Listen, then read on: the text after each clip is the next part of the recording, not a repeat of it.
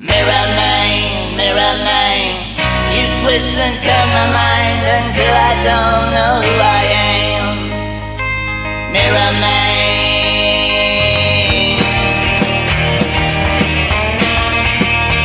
man. Good morning and welcome to a new edition of the Arsenal Opinion Podcast. It's Thursday therapy time and I'm joined by none other than Jacob Hawley. How you doing, Jacob? I'm great, mate. I've been to the Emirates. I'm back. You've been to the Emirates? Yeah, it looked like fun. I went last was night. It a nice day? It was incredible. Like I've never done Emirates Cup. I've never been to a friendly, and I sort of got on the bus down Holloway Road, not expecting it to feel like match day. I don't know why. In my head, it was like I was going to something behind closed doors, and then get into the stadium. People have got the new shirts on. I was like, this is amazing. Like, honestly, I cannot recommend it enough. If anyone gets the opportunity, I think there's still tickets left for Sunday. Go. It's so good. And the atmosphere, because there's so many, like, cause it's cheaper tickets. There's kids going, there's families, there's people going to their first games. It's brilliant. Like, honestly, I didn't realise how much I missed it. It was, how much did it cost? Well, I wish you hadn't asked me that. I didn't pay because I think I can announce soon that I'm going to be doing some fun stuff with Arsenal with their YouTube channel this year. But really? I didn't pay. yeah. So I feel like an arsehole now. But sat here going, everyone should go. Everyone should buy a ticket. I didn't pay. Brilliant. I know it's cheap. I think it's like 20, 30 quid, something like that. And honestly, I know it's definitely a lot cheaper than most of the season. It just a great atmosphere, great experience. And mate, we're 10 days away from the season starting. So you could see when the players got on the pitch, they'd been told by Arteta, give me what you're going to give me next week and show me that you deserve to start against Wolves. And there was some performances. We'll get into it, but there was some serious performances, mate. So no, I'm good. How are you? What are the rules around Mexican waves? Because they only show up in pre-season. And then what happens? The fans get serious. We're like, well, no. What happened is we conceded a goal as the Mexican wave was going round the thing. And the geezer, I won't name him, but the geezer I was sat next to, he turned to me and he goes, Mikel wouldn't have liked that. He goes, Mikel, the fogging standards. Mikel would not have liked that. Oh, my word. Yeah, I saw the Mexican wave. I was like, ooh, they only show up on tours or on pre-season. It must be the kids. Must be the kids. Mate, I went to a women's game. I went to a women's game last season against Leicester, and they were doing it then. And it's fun. It's really fun. Like, and listen, the fogging standards were still high. So yeah, recommend it, mate. Get some pre-season in if you can. I was jealous. I was watching it. It came on at like 12 midday here, but I'm with you, man. It looked like they got the message. We got to show up today. It also helps when you don't have 16-year-olds playing in the side. Declan's back, Saka's back.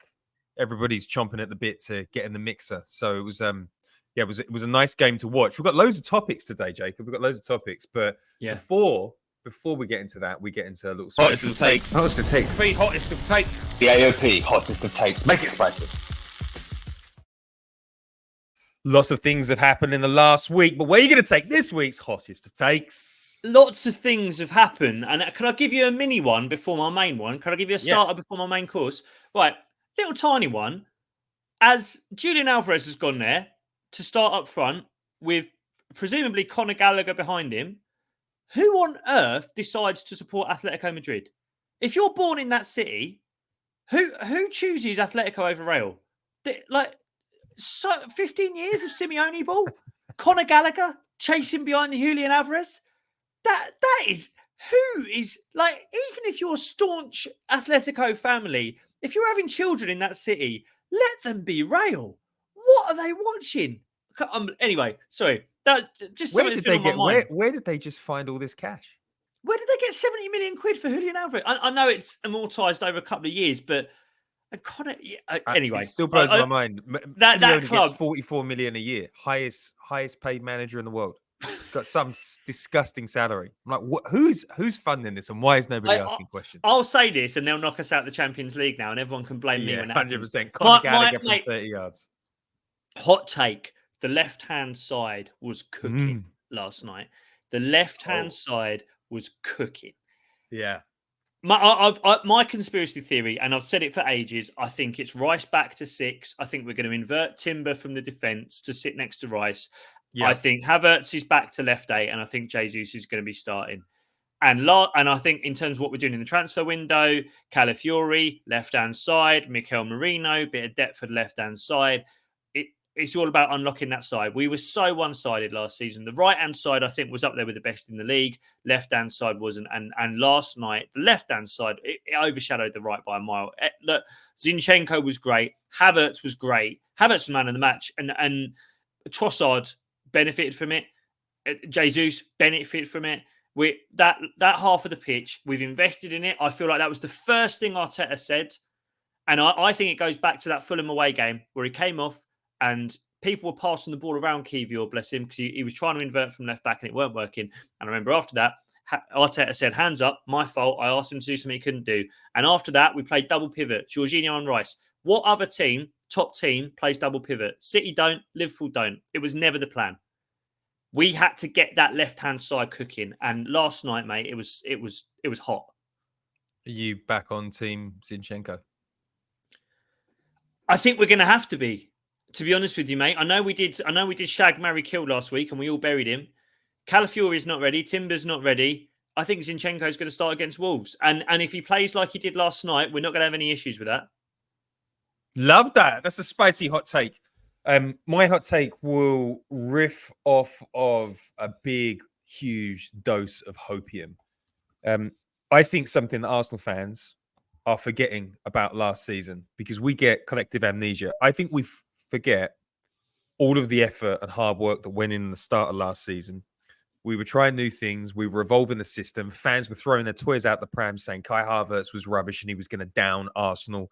Fans were saying they want to play like they did last season when we went close in the Premier League. They were denying Arteta the right to evolve the system. But when you're up against Pep Guardiola, you always have to be evolving the system, moving things forward.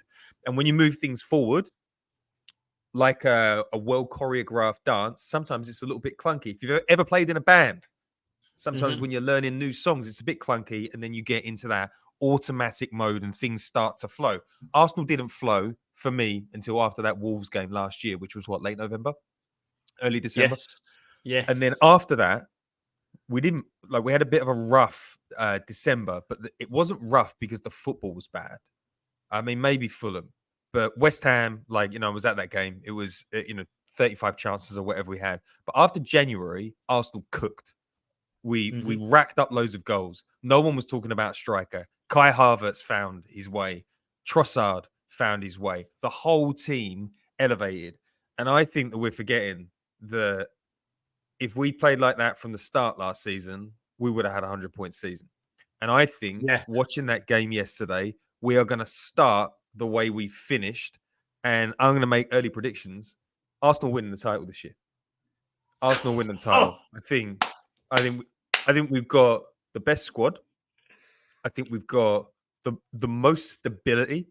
I think we are the team in the top 3 that is least likely to sell anybody before the window is out, and I think we are preserving some of that powder in the powder keg, and I think we're gonna get that right-sided explosive player to back up Saka before the end of the window. So I think Liverpool are in trouble because Salah, Van Dijk, and Trent still haven't signed new deals. Sign Zubimendi all you like. It doesn't matter if your 3 best players haven't signed new deals. Man City, they're waiting for the knock on the door. Saudi are waiting in the wings. Edison and KDB. You lose those guys in the last 3 weeks of the window, that's trouble. And I think Arsenal are just ready. Everybody's focused. Everybody wants to be there. Everybody's hungry from last year. I think we're going to kick on. I think we're going to win the Premier League because we're going to pick up from where we left off. And last night proved it to me. Can I ask you one question? And I don't want to pour any water on your fire, mate, because it's, as I say, first pre-season game I've attended. I'm ready to get carried away. To go back to what I mentioned earlier, Julian Alvarez going to Atletico Madrid. Do you worry that they've put 70 million quid in City's pocket and they might spend it? Do you worry about that at all? Because they feel short to me now. They feel he played a lot of minutes last season, Alvarez. That wasn't a second striker who was sat on a bench kicking his feet. He played 50 games or something. I'm wondering whether City see some writing on the wall this season. It's been very quiet. They're shipping people out. I've watched some of their preseason games. There's a lot of young players that I wasn't fully aware of. I wonder whether they might not go mad in the transfer window. The Bruno story didn't go very far. I mean, Man City have got a lot of leeway in the PSR realms. I don't think there's been any question that they're up against it. They sell so many young players. I think if they wanted to spend big, they would have. They usually get their business done nice and early. I think they'll spend if Kevin De Bruyne and Ederson go. But even then, it's like, how do you convince a player to go to Manchester City at the moment? We've got this massive issue hanging over us that's going to get resolved this season. There's the potential that we might not be, we're what, 25-1 to go down. So you have to bring players in. You have to put relegation release clauses in their contracts, or you have to pay out their deals, or you have to go through a real messy breakup at the end of the season. I wonder whether there might be a little bit of bracing for impact, see what you can do with this. And they also know that Pep's going. That's right? it. Yeah, 1 year left of Pep. What's the point in letting him stock up the squad with players that the next manager might not like? So I'm not really, I'm not too concerned about City, just mainly because I think there's going to be a lot of turmoil around their name this season. Yeah. Like just okay. Even with Pep, just, but forget all the rest of it. Like every interview, Pep, are you going to leave? Pep, are you going to leave? Remember like when it was Mesut Ozil and Arteta? Is he going to come back into the squad? Is he going to come back into the squad? And it derails the mood around everything. So I think they're going to have some press issues they haven't had before. Okay, mate. Listen, I like all of that. All right, let's move into the first topic of conversation today. Spicy in-stadium takes. You say the left is absolutely on fire. What else did you notice about the game yesterday? There seemed to be lots of interesting stories, but what's your main takeaway from what you saw on the pitch, the team, the vibe, the mood? Main takeaway is I didn't watch loads of the tour in America. I watched, bits and bobs from the games. But to your point, if you think we're going to win the title, we looked competitive yesterday. And when I say competitive, hungry isn't the word. Starving is the word. The second goal, have you seen the second goal, by the way, Pete? Did you see that one? Yes. It's a beautiful goal. The Zinchenko one? No, sorry, the one Trossard finishes off where there's about the little chances bit of to take the shot. And nice. they make. I mean, Arsene Wenger smiling down from FIFA HQ, watching people wait and not take the shot and finally roll the ball into the net. But it's a beautiful goal. And in the celebrations, I saw Ben White, Saliba, Gabriel, and Jorginho bollocking each other. Something happened. I don't know what, but something happened, and they weren't happy. And there was heated conversations going on between those four, between the kind of the back unit of the team. They were not happy with each other. Multiple other times, Fabio Vieira got kicked at one point. It's down on his arse, rolling around on the floor. Erdegaard, I mean, what that guy's been taking supplement-wise over the summer, picks Fabio Vieira up with two hands and stands him on his feet and says, "Get up, we're playing." Multiple other times, Erdegaard is running past Jesus to press, slapping Jesus, going, "Come on." Jesus starts pressing. I mean, just the commitment levels of the team, the fitness levels of the team, and the attitude of the team, they all look determined. We've got such a hard start, Pete. We've got seriously tough games at the beginning of this season. This team look ready to go. They look ready to bulldoze their way through those first fixtures, mate. They're desperate for this. And Leverkusen, they're no mugs. Best team in Germany. I mean, that's a walloping. Doesn't matter where they are in their preseason process. That is an absolute walloping. That was a good team, good players, and we destroyed them. It didn't. Xhaka was getting fed up. Xhaka wasn't happy. I think he almost looked a bit embarrassed at points when the third one went in. He was getting fed up with the rest of that team. That's a team that lost one game last season. Staggering. I love to hear that Erdegaard is picking Vieira up. There's the get up and there's the put a little bit of weight on, my friends, so somebody can't pick you up like a little toddler. off the floor. Well, that's it. I mean, mate, when I'm saying that left-hand side were good, I don't want to knock him, but I think that's part of the issue on the right-hand side is that Vieira is just not giving us what Saka would. And when Saka came on, there was a moment where Saka just beat 3 people in the same move, and you went, okay, this is a different level now. I don't really want to focus on the negativity of yesterday because there wasn't a lot, but I did just want to get a little bit of a take on dear Fabio. He was the only player that didn't seem to be getting too much love from the fans. What did you make of his performance out there? Is he this season? Is he a bit of a scapegoat now? Is he even when he does good stuff? I hope not. I don't think so. The thing with the scapegoat thing, I think up until yesterday, you could have said that Zinchenko was a bit of a scapegoat. And that disappears pretty quickly when you do what Zinchenko did yesterday, which is commit to every challenge, keep a very good player in Frimpong quiet, score a beautiful goal, and continually pass the ball well, rotate around the pitch with your movement well. Like a good performance, and Fabio Vieira is no longer a scapegoat. I just wonder if he's capable of good performances in that position, to be honest with you, mate. I don't mean that to sound harsh. I'm trying to be kinder to the guy. I don't think, especially in this system, I don't think he's a right winger. I just don't. I don't think that's what he does.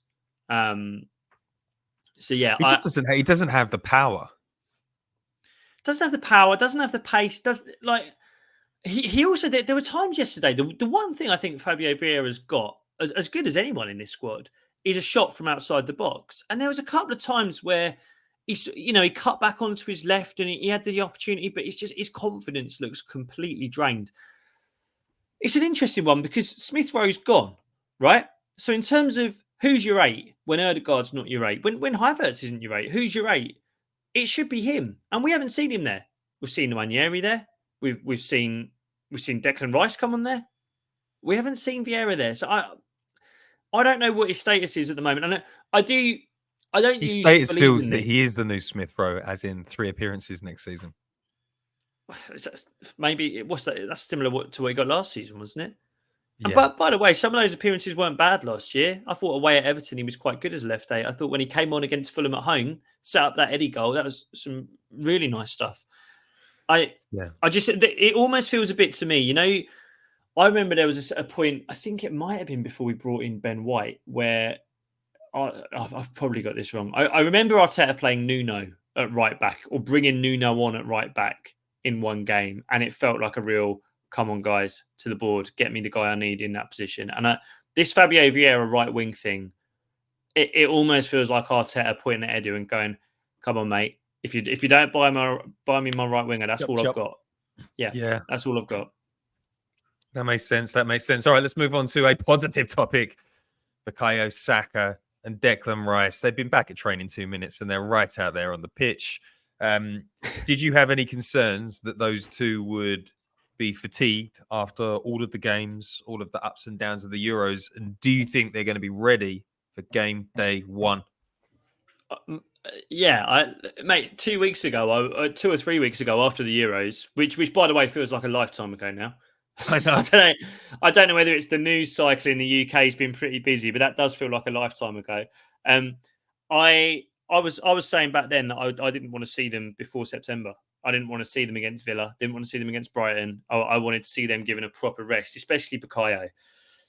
He came on yesterday. He looks 2 inches taller than when he went away for summer. He looks bigger. He looks stronger. He's got burst. He beat 3 players, as I say, in one movement.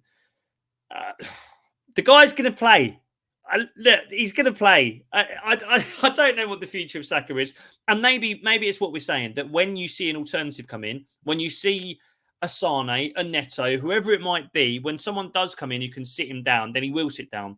Until then, he's playing, mate. And Declan Rice is the same. Rice came on at left 8 yesterday, and I have to say he made Havertz's left 8 performance, which was already very good, look even better, because for me, that's not Rice this season. I think he can be fine at left 8. I think he could be the best in the world at 6.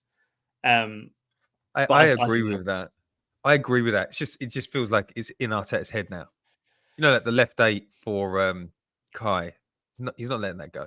He's not letting that go. And I think in future, I wonder when we add a Sesko like character into the squad. I wonder whether that will change his mind, or maybe just having complete unpredictability in the side is really what he's seeking out. He doesn't want permanent positions. He just wants to be able to say, today we're doing this, and then opposition managers are like, how the fuck do I deal with this?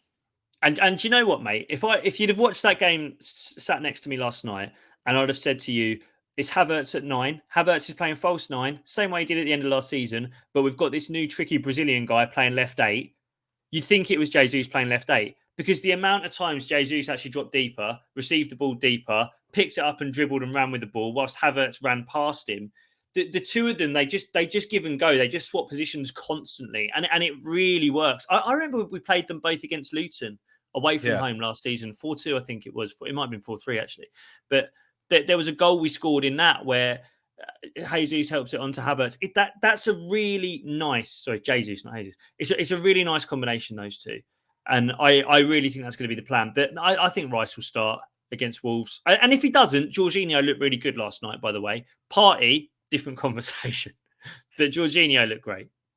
The interesting thing with Havertz and Jesus is Havertz is a left 8. His sort of inclination is to play as a striker, and Jesus is a striker, and his inclination is to drop deep into a left 8. So you've kind of got the perfect combo of their bad habits kind of equalize out the good habits of the other one. If one of them could finish, they'd be deadly. If one of them could finish, 100%. Although we should say, like both of them scored nice goals, and Jesus' goal was really nice into the bottom corner last night. So we can't knock them today. But yeah, if one of those was a natural finisher. But then it was interesting. I think it was Harry Symeou asked Arteta the question in the press conference last night of the two of them together. And Arteta was very keen to say there's 3 in that group, and Trossard is one. And if you want to talk about natural finishers, best at the club, Trossard. I know the goal he scored last night wasn't, an inch perfect finish into a bottom corner. He's the coolest man in the box we have in this squad, and he's going to be huge this season, Trossard. Agree. Well, before we get on to Trossard, why don't we talk about bringing Jesus back into our lives?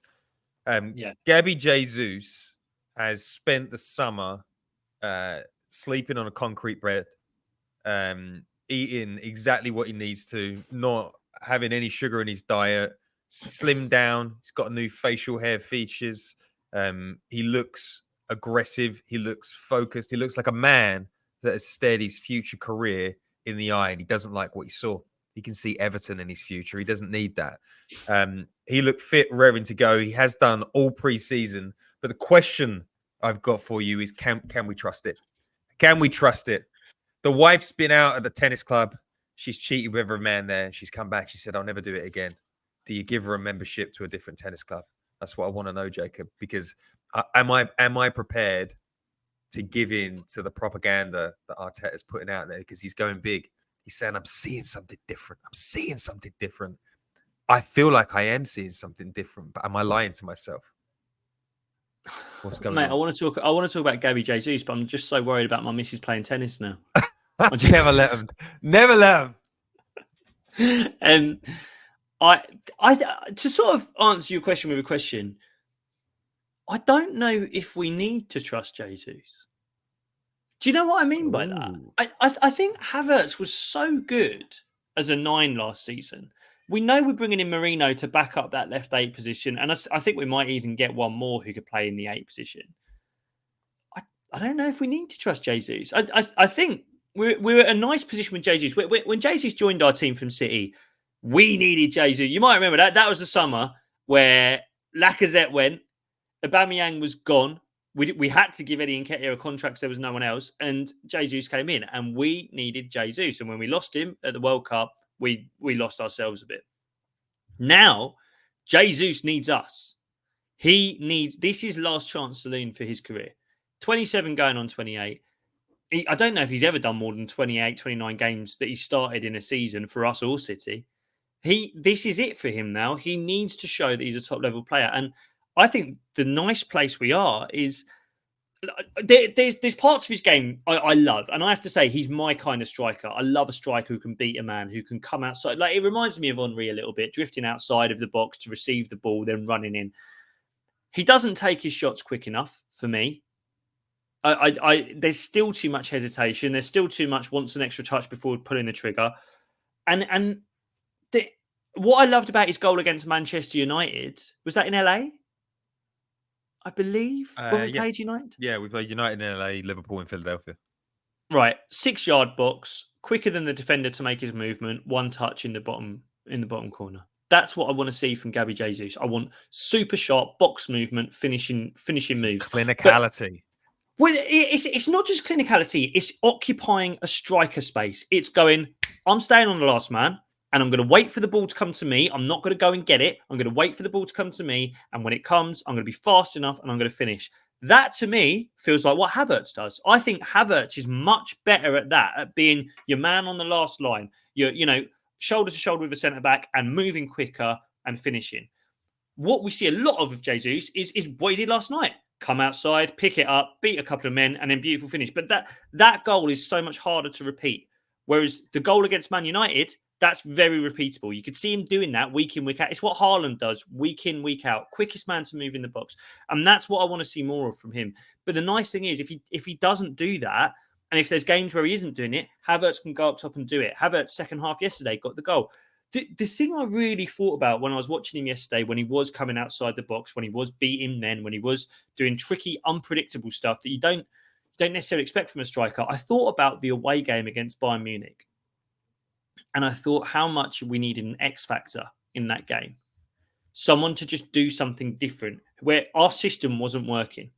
And we spoke about this at the end of last season. Do we need a circuit breaker? Do we need a joker in the pack? Someone who, when plan A isn't working, when you don't, plan B, we're not, our rotations aren't quite doing it, we're not finding the space. Someone who can just get the ball and go, we're doing it my way, Alexis Sanchez style. And that's what he did last night for his goal, Jesus. And I think that's what he's really good at. If he can do the other stuff, if he could do I'm going to have 20 touches this game and one of them is going to be a 6-yard box poacher's finish, I'm in love with the guy. But it might be the case that we have to bring him in and out of the team a little bit because he's not doing that enough, but he can do the madness. I was in Miami for a game Suarez was about. And you're always reminded with Suarez what Jesus could be. Jesus has all of the elements, bar the biting, that Suarez used to have at his peak, like unpredictable, explosive, can go past a man, can create something out of nothing. But Suarez did have, you mentioned early, like getting a shot off early. Like I felt like that goal that Jesus scored last night was a sort of goal that Suarez scores. You're like, whoa, yeah. he's just banged it. Suarez could do the spectacular, but he could also do the clunky stuff in and around the box. And I keep on thinking to myself that if Jesus could channel a bit of that Suarez belief, a bit of that, the same desire that he's got to serve players, if he had the same desire to finish, I think he would be a much better number 9. But he's lacked confidence. He's gone through injuries. He's gone through goal droughts.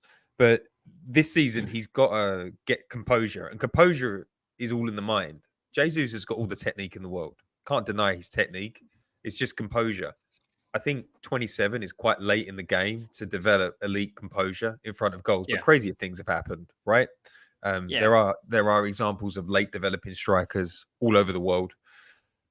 So he's got to get it right this season because Arsenal can't continue to exist with a 9 that doesn't score goals. That is the ultimate luxury in Premier League football. So he's done pretty well so far this season. If he can stay fit, if he can score some goals, if he can add his name into the mix, because he got to the point last year where it was like you couldn't even see how he fit into the system at times. Everything was going so well. But now he's sort of integrated himself. Now we're seeing what he can do with Kai behind him. It starts to look a little bit more appealing, right? I think it's so true what you're saying. And I've got those reservations of can he develop that mentality thing when he's 27 years old. I think it's a few like the comparison with Suarez. Suarez was always a striker, right? Yeah. And when he was the middle piece of MSN of Messi, Suarez, Neymar, he was out of the way. He wasn't dropping outside the box. And I think sometimes it feels selfless when what Jesus is doing is dropping off the last man and coming and collecting the ball in midfield. But actually, I think if you were to say to Saka and Martinelli, what would help you more if he was doing that and the structure of the team was disappearing, or if he was staying on the back of the last defender and keeping that line back and occupying centre-backs, I think they'd say, please occupy the centre-backs, mate.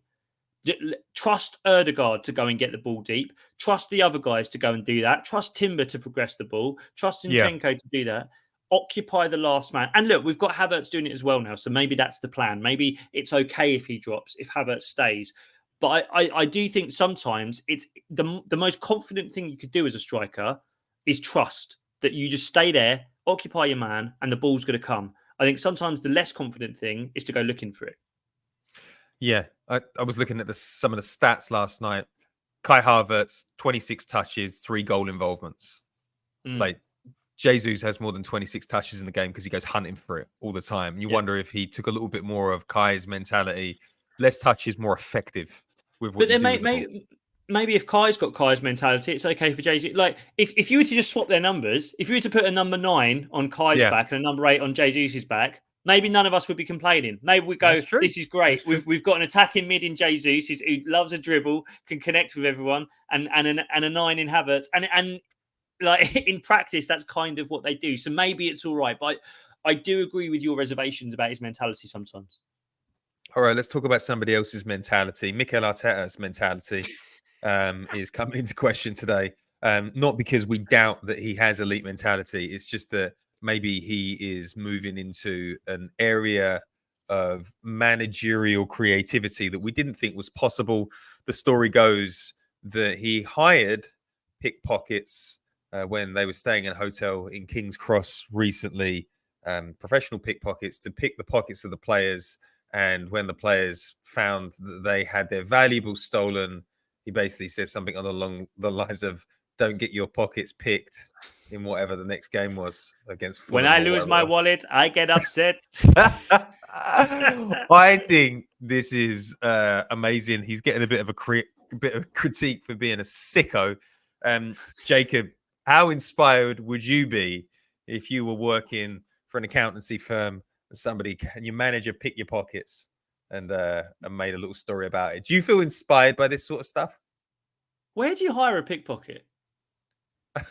What website you have do you to use find actual criminal pickpockets in King's Cross and say, boys, I'll give you 100 quid each if you just come and take a little bit of that craft into that room. Keep whatever you nick, lads. You can keep whatever you get.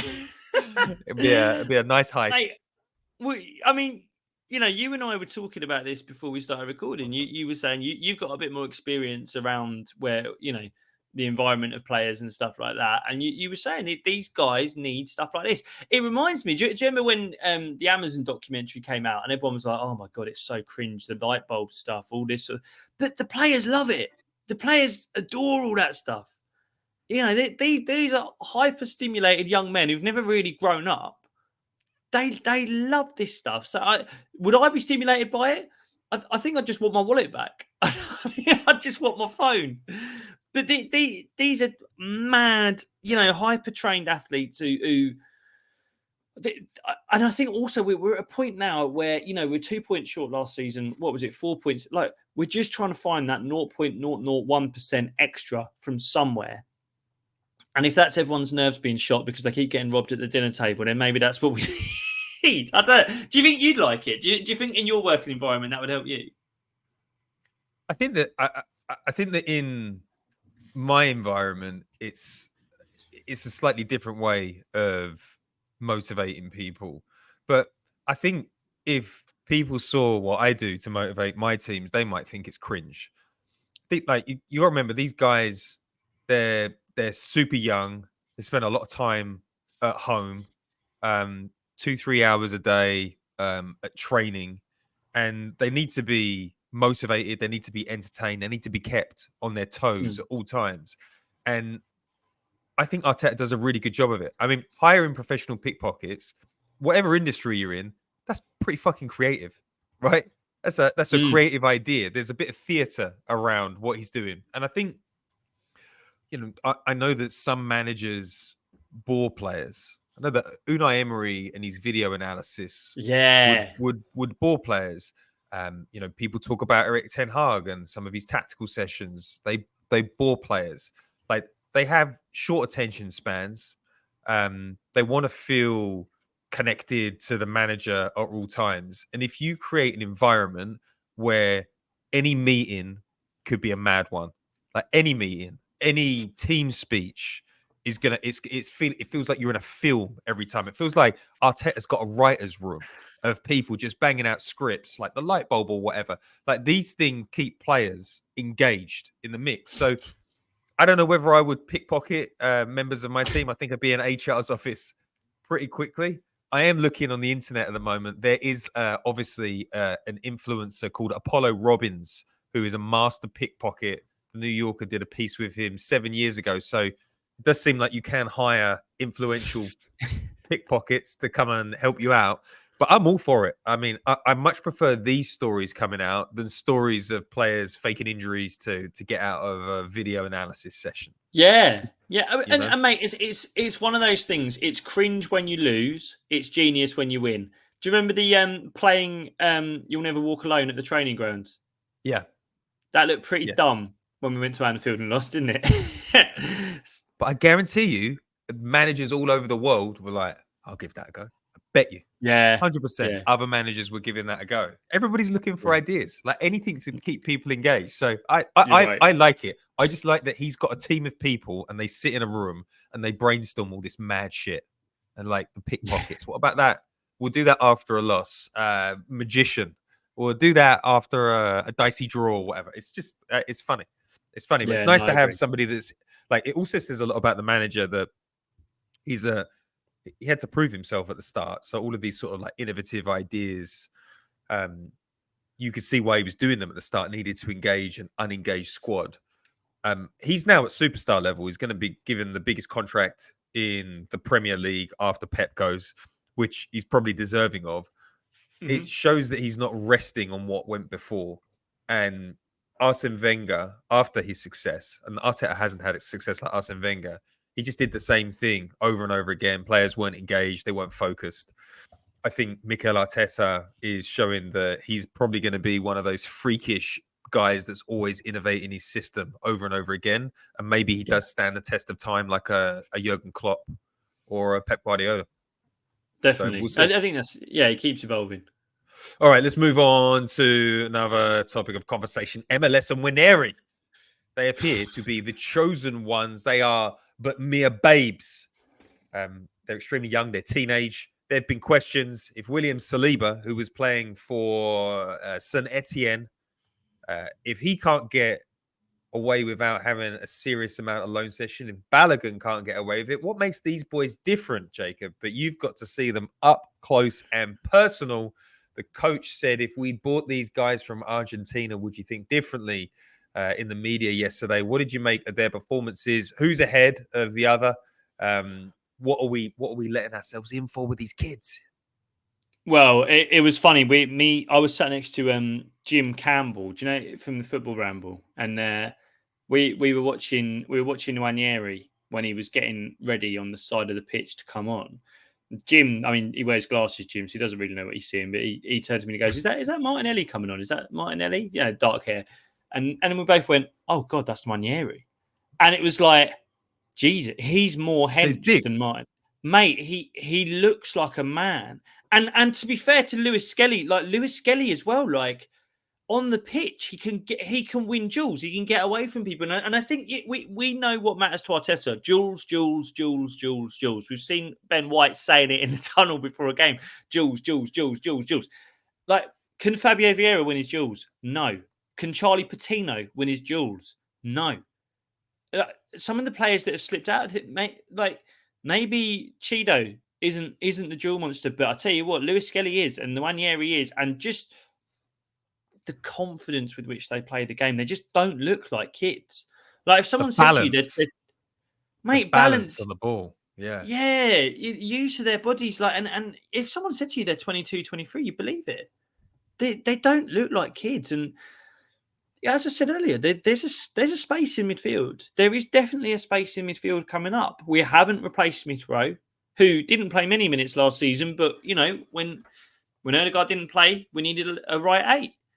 I just wonder if we are saving a little space, and it's going to be very interesting. We've seen Zinchenko move squad numbers, right? So you'd imagine he's staying. What is Nwaneri at the moment? 50 something? Is that what he's got on his back? It would not surprise me. It would not surprise me if that number comes down before next Saturday. I think we could see him in the 30s.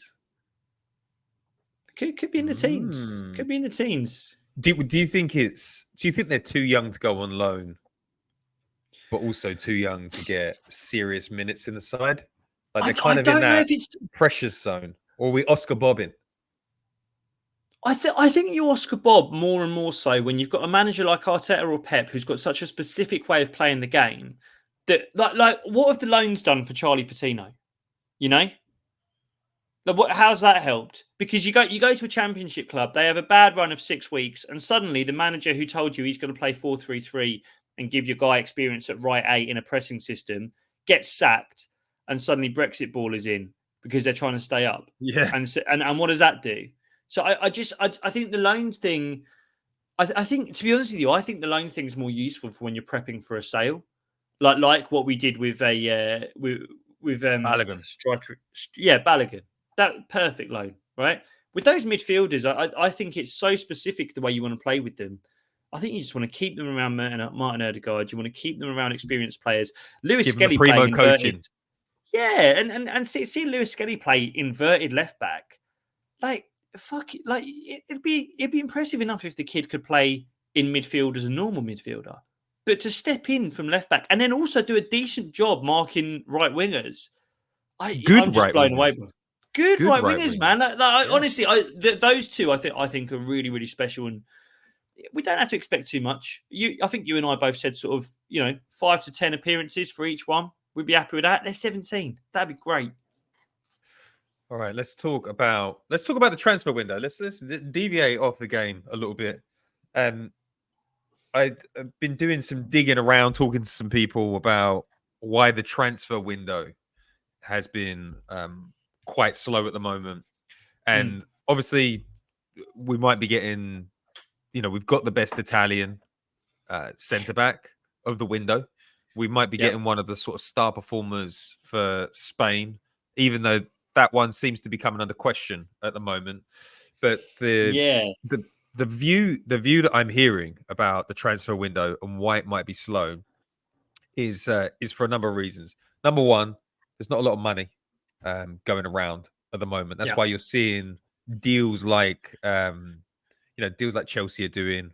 There's a bit of horse trading going on. So people are waiting till the end of the window to see where their squads are at. Number two, there's a number of players potentially on the Arsenal radar that have got 1 year left to go on their deal. Sane, Chiesa, both have 1 year left to go on their deal. If they don't sign, there's an opportunity to move on those players. And then the final one is the trade is back. Clubs don't really like Premier League clubs don't really like to trade, but we've seen a bit of it going on this summer. Italian clubs have always done it, a little bit of horse trading. And there's potential that some of the players that aren't getting a lot of interest, like an Aaron Ramsdale, a Reece Nelson, and an Eddie Nketiah, if we don't get the price that we want, there are teams like Wolves who might need a Reece Nelson if we go for a Pedro Neto. If we want to go for Eze, a Crystal Palace, maybe they want an Eddie. So everybody, all the clubs are hoarding their money and seeing what's going to happen at the end of the window, because more options are likely to come up towards the end of the window as either clubs are forced into selling. And the final one, sorry, I missed. There are clubs that are overstocked as well that could be of interest to Arsenal. I think there's some incredibly powerful forwards at Madrid that might be looking at how many minutes they're going to get this season, and they'll be a bit worried. Barcelona have financial issues and they're overstocked on wide players. So there might be opportunities there. So I think Arsenal are waiting to the final few weeks of the window because, number one, we don't need to sell. And number two, more opportunities are likely to come up over the next few weeks. So knowing that, who are you keeping your eye on? Who are you keeping your hopes out for? And do you think Mourinho is the best that we can do in this position? Or do you think maybe something else could shake out that would get you a little bit more excited?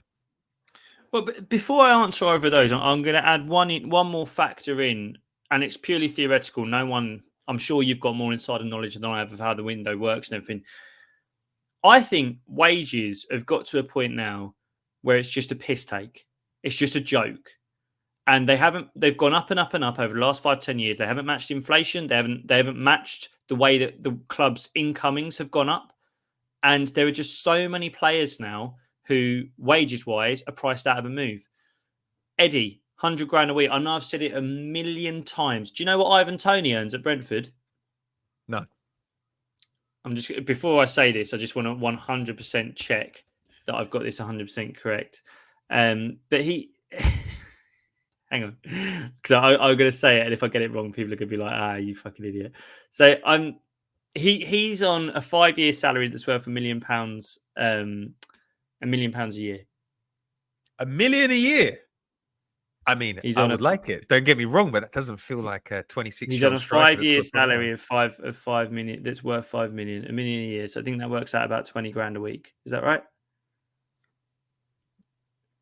Check my numbers, Pete. Don't let me get this wrong. 83 grand a week. That's not right, is it?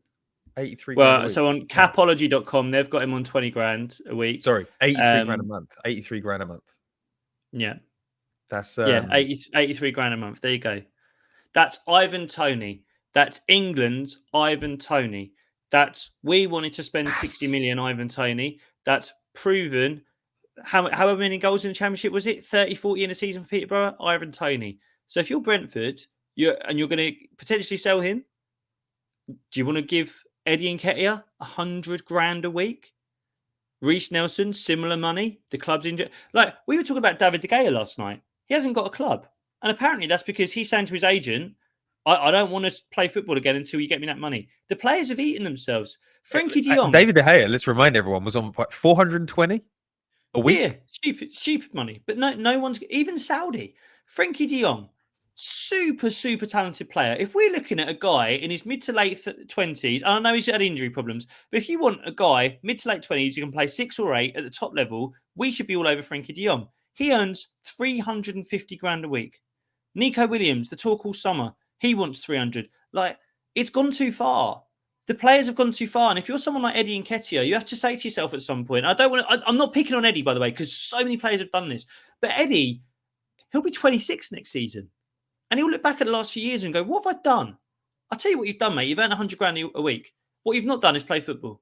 And there's just so many careers that are stagnating because the wage demands. The only thing I will pick on, like, I think it's unfair to pick on Eddie in this scenario because he you're right. You're right to pick me up on that. Reece Nelson, I'm all in on because Reece Nelson, for me, no one wanted him for 4 years, and we were like, we need to secure his services for 4 or 5 more years. Let's give him 100.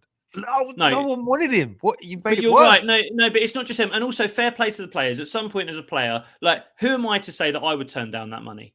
I can't say that, right?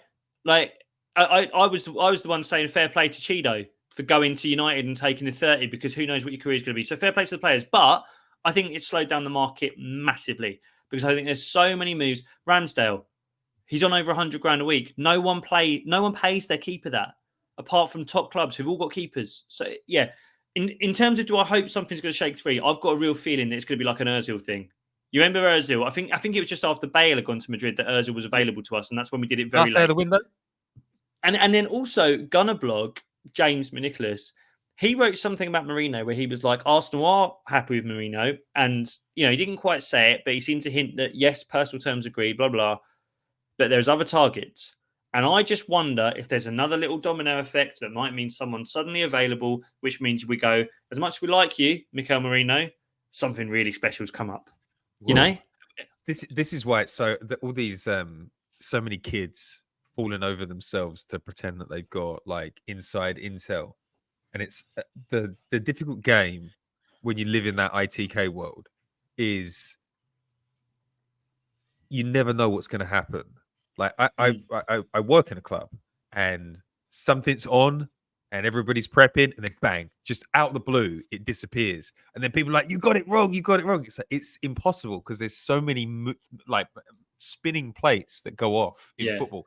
It's like this Marino one. Imagine being Marino and you're like, I am on the cusp. I've agreed terms with Arsenal. I'm on the cusp of getting a move to a major club, and then Arsenal get who they actually want, and then you're in the mud again. It's just it must be a horrible experience trying to get to the clubs. And they are kind of they only have short careers. They really do need to max it out. Like Ivan Toney, I don't know whether he can retire, or I mean, listen, £1 million is great, but you're living to your means. But the career doesn't last long. You can get one injury, then you can be in serious trouble. So, got to max it out. So I don't blame Reece for accepting the contract. I do wonder why Arsenal thought 100 grand a week was where he needed to be after one goal against Bournemouth.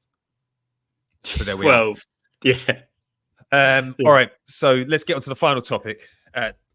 Scorching form from day one. Is it possible? Do you think that form against Bayer Leverkusen, is it real? Can it translate? And can we start the season against, what is it? Wolves, Villa. Who's the third one? Brighton. I mean, why not? Why not? Mate, like, everyone looked good on that pitch last night. Everyone looked fit. I know we're missing Calafiori. I know we're missing Timber. The players who started looked really, really good. If you want one more on there, you'd be dying to get Vieira off the pitch for Saka. But why can't that be Martinelli? Why can't it be Martinelli and Trossard either side of Jesus and let Saka come off the bench in the first game? Midfield, I'd be happy. I think Jorginho's fine for that first game. With Havertz and Ødegaard either side. If you didn't want to risk Rice, you could always bring Rice on. And as I say, that just those three at the back, White, Saliba, Gabriel, mate, I'd give them 10-year contracts. I know I've spoken recently about how I feel like Calafiori and Timber are so good, they might nudge Magalhaes out and Ramsdale. He could get Ramsdale. Just those three, Magalhaes, Saliba and White, you just look at them, you're like, you're ready on Christmas Day to go to war. I think we can. I hate the Villa fixture. I hate that fixture. I feel like Unai just loves taking stuff out on us at the moment. And this Aston Villa team is only going to be good for the first 3 months of the season. They're going to come at the traps. Then they're going to get absolutely rolled by the Champions League. And then Unai Emery is going to be in trouble in the back half of the season. But you're right. He's salivating over this right now. He's got Arsenal posters up all over the walls. He wants to put one over us. He wants us to have the worst start we've had in a long time. Yeah, I think we're going to beat Villa, though. I think we're going to beat Villa. Do you think so? They got pumped 4-1 by Columbus out here. I think he'll get sussed. Unai Emery gets sussed. Like, I think everybody got a little bit caught up in last season. Everything went for Unai Emery's team last year. He got a lot of luck, like he did at Arsenal. I don't think that'll last. So fingers crossed on that one. They've bought a lot of players, haven't they? They bought loads of players. They got Onana in from Everton, Maatsen from Chelsea. Yeah, they spent quite a lot of money on Maatsen, didn't they? 38 million. A lot of cash. Well, yeah, I think that was one of those weird PRS ones, to be honest. But they got Ross Barkley as well, of course. Yeah, it'd be interesting. We'll do a little competitor rundown next week because it's Community Shield at the weekend. So we'll know where City stand and what they look like. Chances are they're going to look pretty good. And then we'll get some predictions in for the season. All right, Jacob, that takes us to the end of the show. Where are you playing right now? Where can people find you on the internet? At Hawley Jacob on Twitter, at Jacob Hawley on Instagram. And I'll be at the Edinburgh Fringe. I don't know if any of the listeners will be there, but I'll be at the Edinburgh Fringe next week for a very short run, if anyone's around. Very nice. That'd be cool. Looking forward to finding your videos on the internet to see how that's going. If you're listening to this and it's free to wear, we do have a premium version. You can sign up at legrove.co.uk if you like writing and podcasts. And if you just like the podcasts, you can get them all ad-free plus the bonus content on patreon.com/the Arsenal Opinion. And one more reminder, we have a YouTube channel. There's like 112,000 subscribers there at the moment. If you want to sign up over there, go and subscribe. We dump a bunch of videos on there. And on that note, I will say ciao for now. Ciao for now.